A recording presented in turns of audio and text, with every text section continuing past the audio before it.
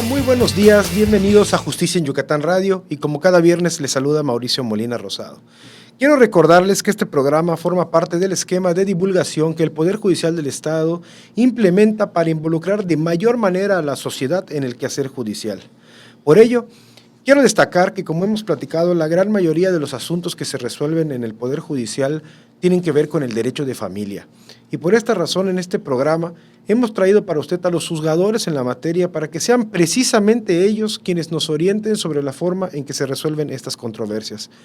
Es así que en el programa anterior platicamos con el juez de oralidad familiar, doctor Luis Méndez Corcuera, a quien recibimos de nuevo en la cabina para seguir platicando sobre las pruebas en las audiencias familiares. Bienvenido, doctor.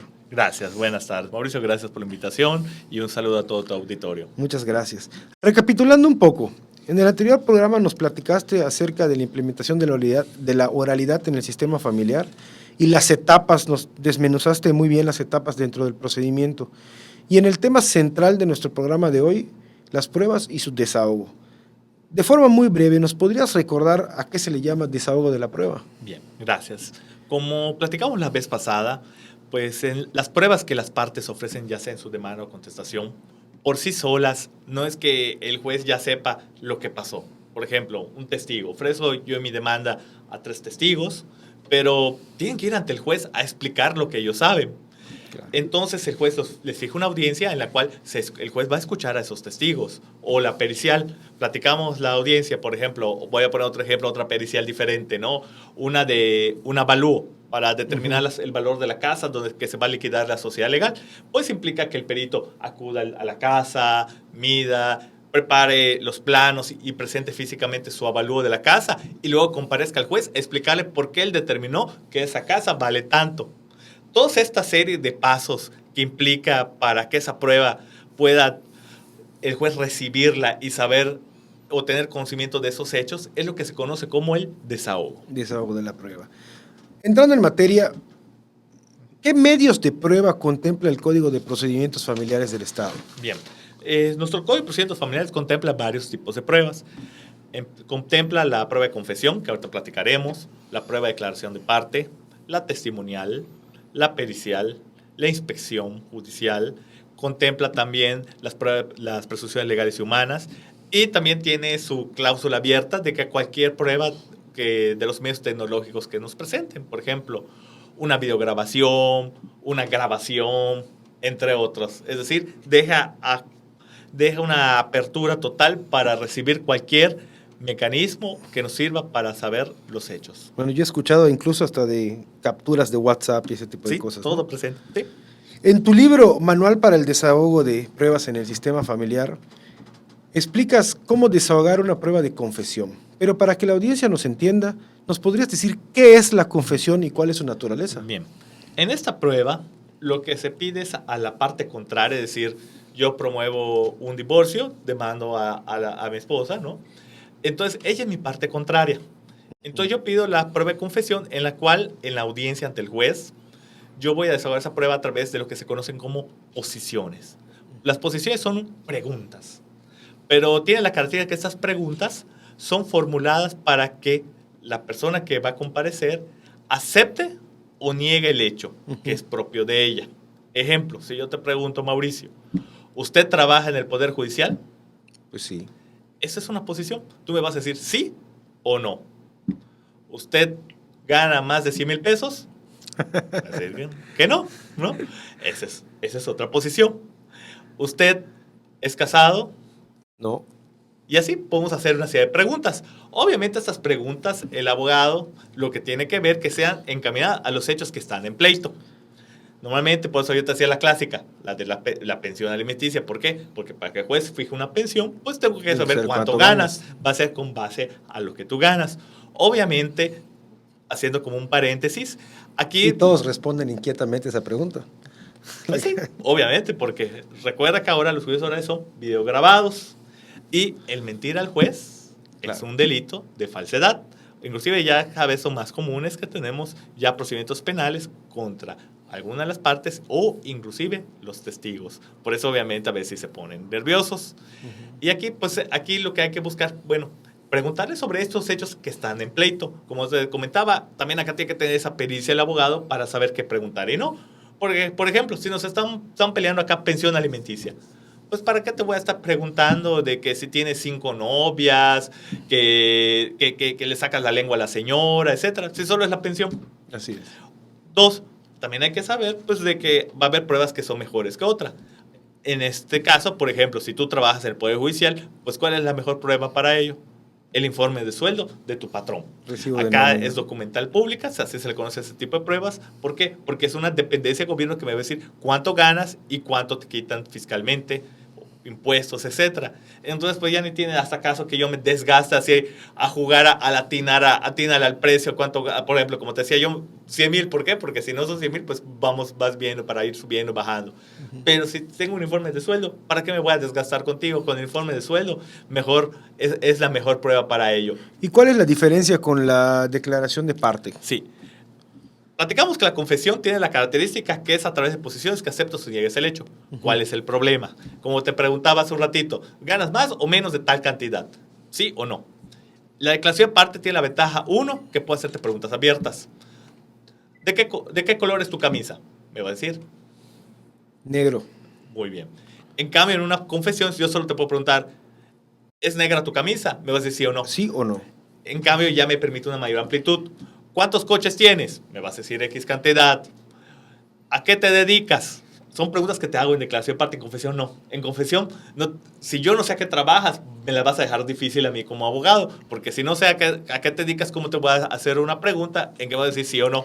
Hablando de las preguntas, doctor, en el caso de los interrogatorios, ¿cómo deben ser las preguntas que se formulan? Sí, bueno, en confesión pues ya platicábamos. En declaración de parte, las preguntas pues pueden ser abiertas o cerradas, como platicábamos. Aquí son que cerradas, pues se implica que, o sea, son 3 tipos de preguntas. Que la técnica le llama, ¿no? Preguntas sugestivas. Implica que me aceptas, sí o no. Pregunta cerrada. ¿De qué color es tu camisa? ¿Por qué se le llama cerrada? Porque el parámetro de respuestas que me puedes dar está limitado. Me puedes decir negra, blanca, azul, etc. Pero está limitado a color. ¿Cuántos coches tienes? Limitado a un número. En cambio, una abierta, pues ya implica una explicación de tu parte. ¿Cómo cuidas a tu hijo? Pues me vas a explicar, no, pues yo lo llevo a la escuela, yo le doy de comer. O sea, ya es una pregunta que implica un parámetro grande, ¿no?, de argumentación. En declaración de parte se puede de las 3 formas, a diferencia de la confesión. Por eso normalmente la declaración de parte pues es una prueba que nos permite obtener más cosas. De forma coloquial, si yo soy un familiar o amigo de la persona que promovió un juicio y tengo algo que aportar, ¿qué es lo que puedo hacer? Bueno, aquí lo que tiene que hacer la persona, pues obviamente platicar con su familiar. ¿Para qué? Para que seas el abogado de la parte involucrada en el juicio que lo quiera ofrecer ya sea como testigo o bien si tiene alguna documentación, etcétera, pues se lo dé a él para que por conducto de la parte, porque son las partes las que lo van a presentar de acuerdo a los lineamientos que el mismo código nos va señalando. Entiendo que independientemente de que existan las pruebas que nos mencionaste anteriormente, hay una forma, hay una que por su forma puede desarrollarse un poco más especial, ¿no? Que es la prueba pericial, que ya nos habías incluso puesto un ejemplo. ¿Qué nos puedes platicar sobre ella? Bueno, para empezar, la pericial pues se basa en que se va a desarrollar por medio de peritos. Un perito es un tercero que tiene conocimientos en disciplinas que el juez no domina. Porque el juez es perito en derecho, él conoce derecho, pero como juez, pues yo no sé cuestiones de evaluación. Yo no sé, por ejemplo, psicología, que se usa mucho en familiar, yo no soy psicólogo, yo no soy, platicábamos de la prueba de ADN, yo no soy médico, ¿cómo le llaman en biología? No me acuerdo el nombre técnico, ¿no? Pero son especialistas. Entonces, hay determinados hechos que los vamos a apreciar a través de otras ciencias ajenas al derecho. Entonces, para tener esa apreciación de esas ciencias ajenas al derecho, pues utilizamos a los peritos, en los cuales a través de su ciencia nos van a explicar ese hecho. Por ejemplo, vamos a poner pongo un ejemplo mercantil, que es donde son más comunes las grafoscópicas, que es la de las firmas. Pues tengo un pagaré, digo que fue alterado, ¿no? Yo como juez, pues que tengo el pagaré, ¿no? Yo voy a ver una firma, pero yo no sé si es o no es tu firma. Entonces aquí el perito a través de su ciencia, pues él va a agarrar, me va a analizar ese documento y me va a explicar con base a su disciplina por qué él concluye que es o no es tu firma. Eso es lo que se busca en la pericial, que este especialista en una disciplina, por medio de esa disciplina, nos explique determinados hechos. Por ejemplo, en familiar, ahorita que está en boga la alienación parental, pues un psicólogo es el que me va a determinar, después de hacer una valoración psicológica a los niños y a los padres, va a determinar si, con base a su ciencia, ese niño ha sido víctima o no de alienación parental. Inclusive nos va a especificar qué grado de alienación parental tiene y recomendaciones al juez en materia psicológica. Ese tipo de peritajes, por ejemplo, ¿lo puede aportar uno de manera privada? Sí, aquí el código señala que las partes pueden ofrecer sus peritos. Para ello hay una lista de peritos que se va actualizando cada trimestre del Poder Judicial, porque el código te establece, y todos los nuevos códigos, que deben ser peritos registrados ante el Poder Judicial. ¿Para qué? Para garantizar la idoneidad de esos peritos. Entonces tú como parte puedes ofrecer la prueba, contratas tu perito. Acá, ¿qué se hace? El juez, pues también la otra parte tiene derecho también a nombrar a su perito. Si hay un choque, vamos a poner que un perito, vamos a poner como la de grafoscópica que platicamos, diga, tu perito dice que no es tu firma, mi perito dice que sí es la firma. ¿Qué hace el juez? Nombra un tercer perito que es tercero en rebeldía para que nos dé su opinión. Ojo, muchos creen que gana la mayoría de peritos en estos casos. No necesariamente. Acá, como recibimos los dictámenes y la explicación de los peritos ahorita en las audiencias, el juez va a escuchar para analizar, para ver a su punto de vista, obviamente con ciertos razonamientos jurídicos lógicos, cuál es el peritaje que le convence o que considera que es el apegado a la verdad, y con base a ese peritaje va a resolver. Pues muy interesante. Muchas gracias, Luis. Estimado auditorio, estuvimos platicando con el doctor en Derecho Luis Méndez Corcuera, a quien le agradecemos su tiempo y su disposición para acompañarnos en los últimos 2 programas.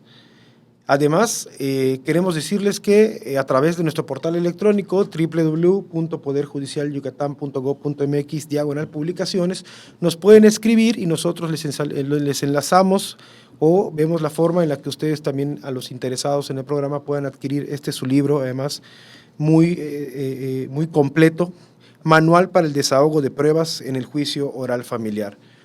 Pues así hemos llegado al final. ¿Algunas palabras de despedida?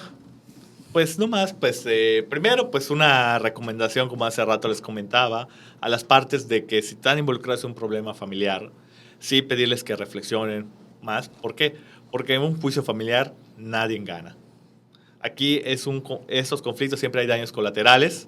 Normalmente los hijos son los que son afectados y por eso tenemos que ver las cosas un poquito más frías y dejar que los egos, odios nos dominen. Porque desgraciadamente nadie gana en un juicio familiar si se siguen a pleito. Y 2, pues platicabas lo del libro, pues el libro está disponible, pueden conseguirlo en librerías Gandhi, por ejemplo, para los que les interese, que es un libro pues más que nada desmenuzando cómo desahogar cada una de las pruebas. Lo que se busca aquí pues es apoyar, dando tips, consejos para que puedan desahogar de una forma más ágil sus pruebas. Bueno, pues con esta reflexión y este comercial nos vamos. Les recordamos que nos pueden escribirnos al correo vinculacionjusticiaenyucatán@gmail.com. Nos escuchamos el próximo viernes. Doctor, muchísimas gracias por acompañarnos. De verdad ha sido muy ilustrativo. Gracias. Hasta la próxima.